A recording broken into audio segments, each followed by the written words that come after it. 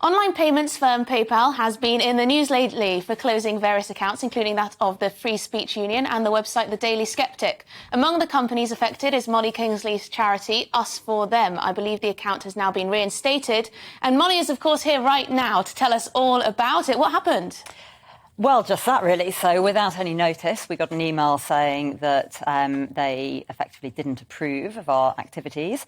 It was because of the nature of activities, they were closing down the account. And what activities were they unimpressed by? We didn't know. So that was all the information we got. At first, so this was the beginning of September, at first we kept it quiet, actually, because we were a bit embarrassed. And there's obviously a reputational slur attached to that. It doesn't look great. You know, you think exactly that. You think, wow, what have we done? And, you know, we looked at the terms of the user agreement. We didn't think we'd breached anything obvious there. So we tried to get in touch with them. Obviously, nothing, got nowhere. Tried to take the money out. It became obvious that there was no access to the money. They say they keep it for 180 days so that they can meet any damages, whatever that means. And then, obviously, over the last couple of weeks, it became obvious that it wasn't just us, that it was, you know, a number of high-profile campaigning and journalistic groups. And that was the point at which we felt we had to go public, because actually, you know, what one assumes this was about was, you know, politically orchestrated assassinations or attempted assassinations. What political points that you were making do you think that they were, not happy with? Trying to suppress? Yeah, I mean, we've been a relatively controversial campaign group from the day we set up, because, and, you know, it's something actually that I think we're very proud of. We have been quite heretical in our views. We have argued against various orthodoxies. So we set up the campaign to fight school closures. Now, of course, 2 years later, you know, you can't find a person that agrees with school closures. Everyone agrees. There's so much amnesia, isn't there? So much amnesia and denial. But actually, when we stood up in May 2020, we were vilified. You know, we were called selfish. We were called granny killers. You know, we had all sorts. We then fought against masks for children, which was equally and probably outrageous. And of course, then we took a position against the manner and the timing, really, of the rollout of the COVID vaccination to children, just arguing that surely it was safer to wait with a product that had, you know, at this time, this was May 21, I think, you know, so little long-term safety data. And each of those positions has been very controversial. As to what was behind PayPal's decision, we don't know.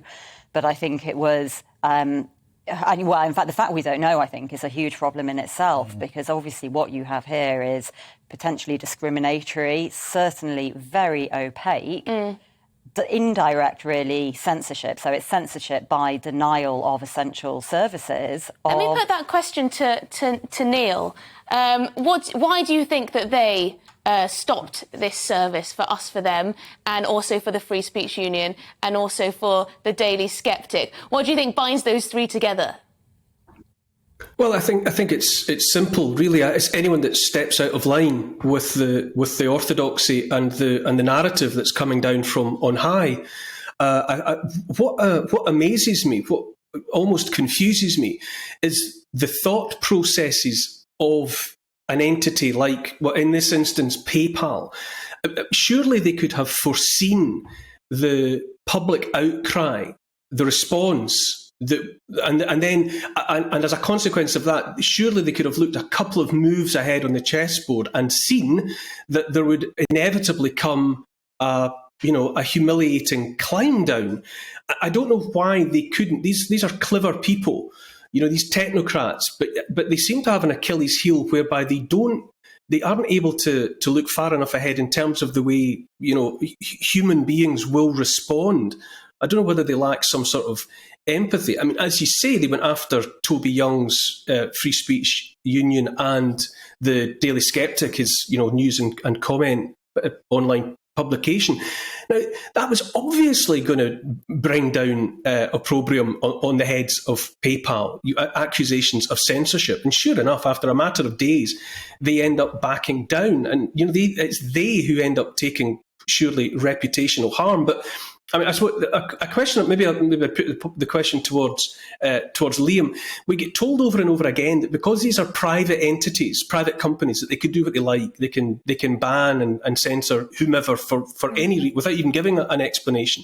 But when they come to a position where they exert so much influence over the way people operate in the public sphere, in the public square, is that get out of jail free card? We are a private company. Yes. Is that good enough? Yes, Neil, are they just, Liam, are they just as dangerous as an overzealous state, these technology companies? I think the notion that they're private companies, so they can do what they want, is complete nonsense. You know, newspapers are private companies. GBNews is a private company. We can't do what we want. We have to work within a regulatory construct which reflects the fact that we are in a position of influence and importance as they are.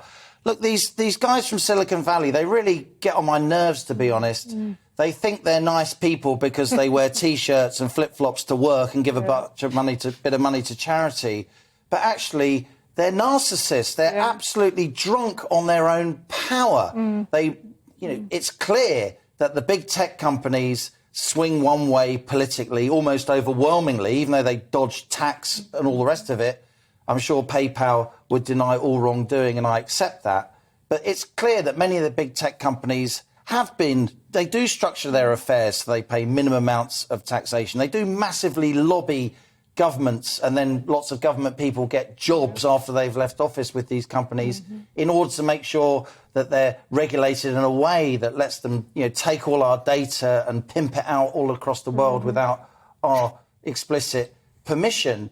And they're far too powerful in many ways. And look, Molly Kingsley's charity was making points that the whole world is now making. It's just they were brave enough and smart enough to be making them before. We've got a public inquiry coming up into COVID. Still, the government seems reluctant to assess during that public inquiry the impact on children. And it's what people like Molly were doing that's keeping the pressure on them. And who can possibly disagree with that? It's about time that politicians across the world, not least here in the UK, stood up to the tech giants. Less about campaign donations and cushy jobs for you and your advisors when you've left office. More about regulating properly and even breaking up. But I'm not sure These guys are the massive oil companies were at the beginning of the 20th century. They needed to be but I'm not sure if the government will do a good job of that either. Well, you don't trust the tech giants, you won't trust the government being in control of the tech giants either. Anyway, we must